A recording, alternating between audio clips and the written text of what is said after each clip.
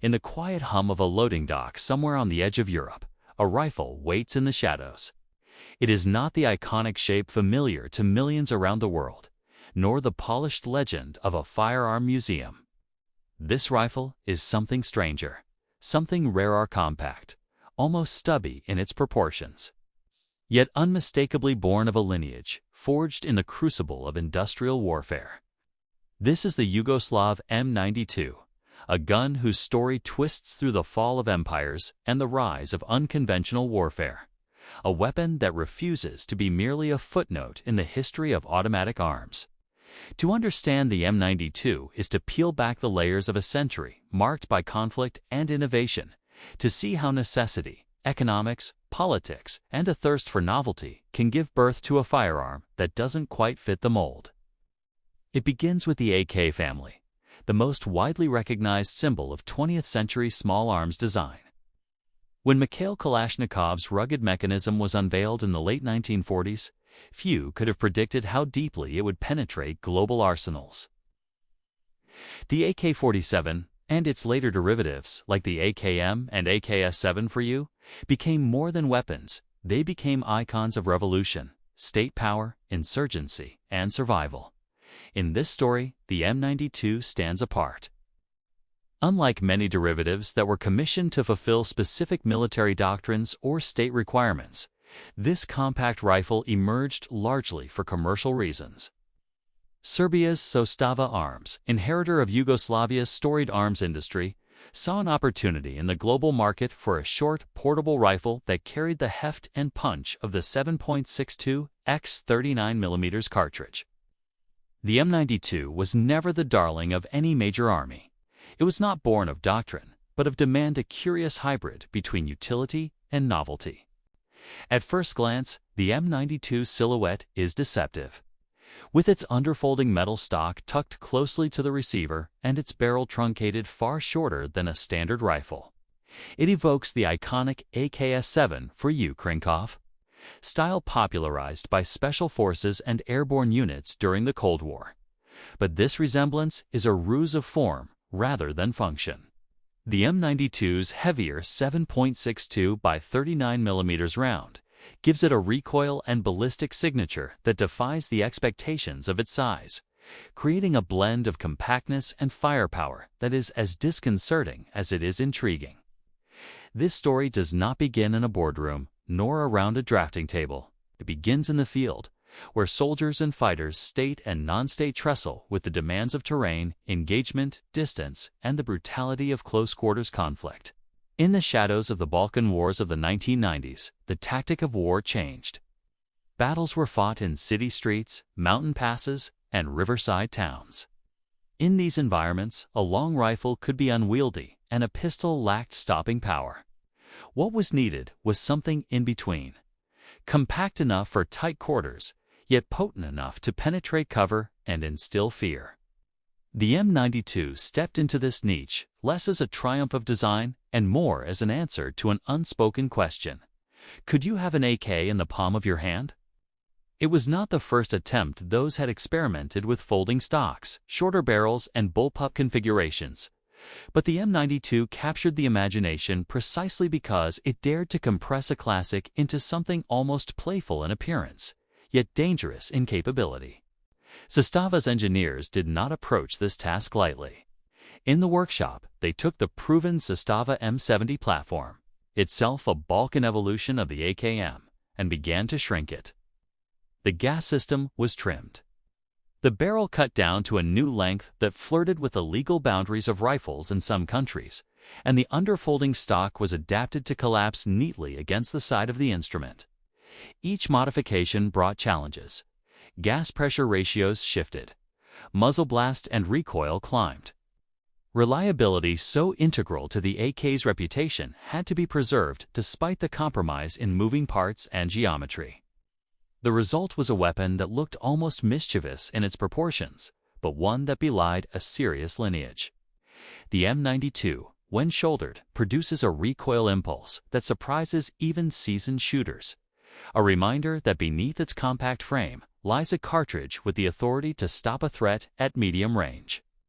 It is this contradictions, small yet powerful, that became the essence of the rifle's identity. But beyond form and performance, the M92's history is inseparable from the turbulent story of Yugoslavia itself. In the late 20th century, Yugoslavia was a patchwork of republics within a fragile federation, a nation balancing between the world's superpowers.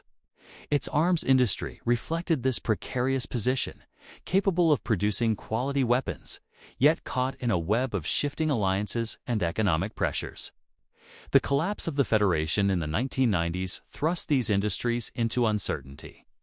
Zastava, which had been a cornerstone of Yugoslav military production, suddenly found itself in a new geopolitical landscape, where domestic orders dwindled and global markets beckoned.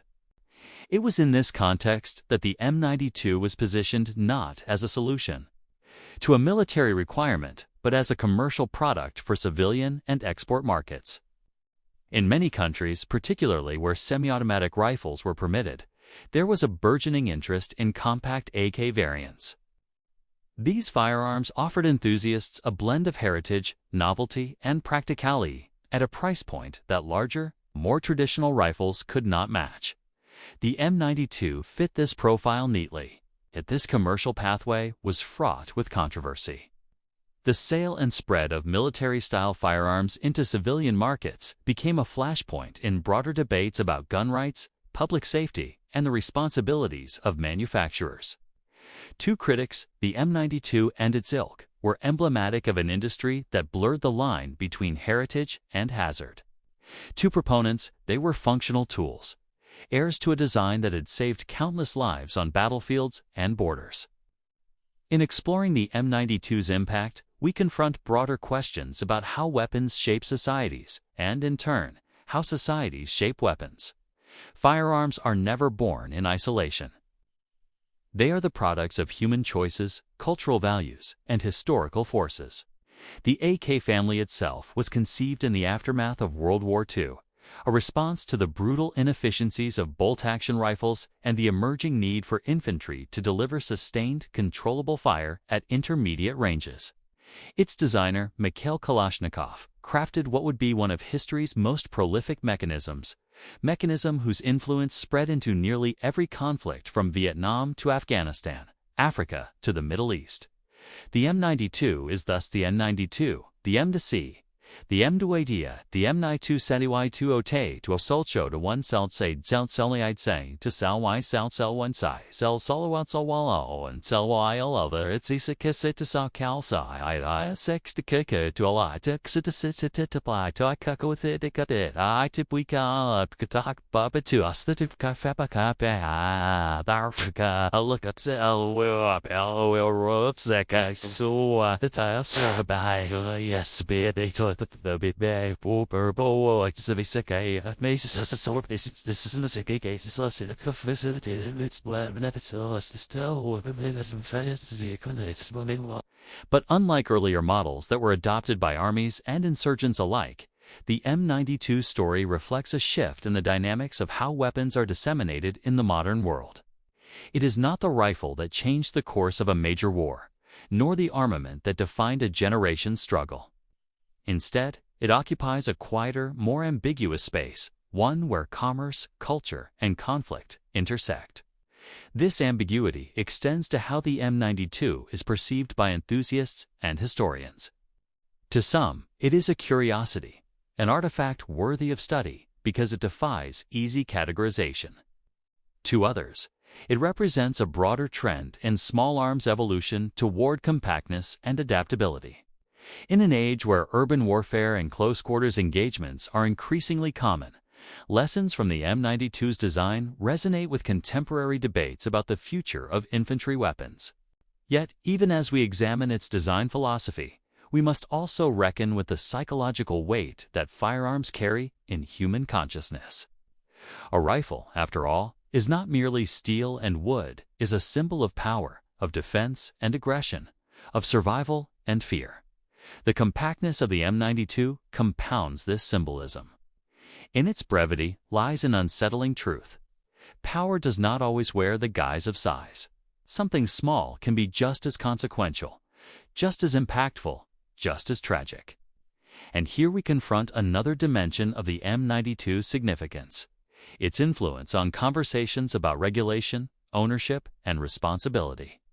In nations grappling with gun violence, debates often center on access to semi-automatic rifles, on the role of compact weapons in criminal activity, and on the societal costs of widespread firearm availability.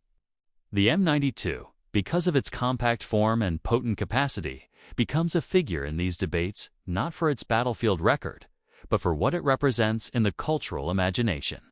Yet, amid these contentious discussions, there remains room for technical appreciation and historical inquiry.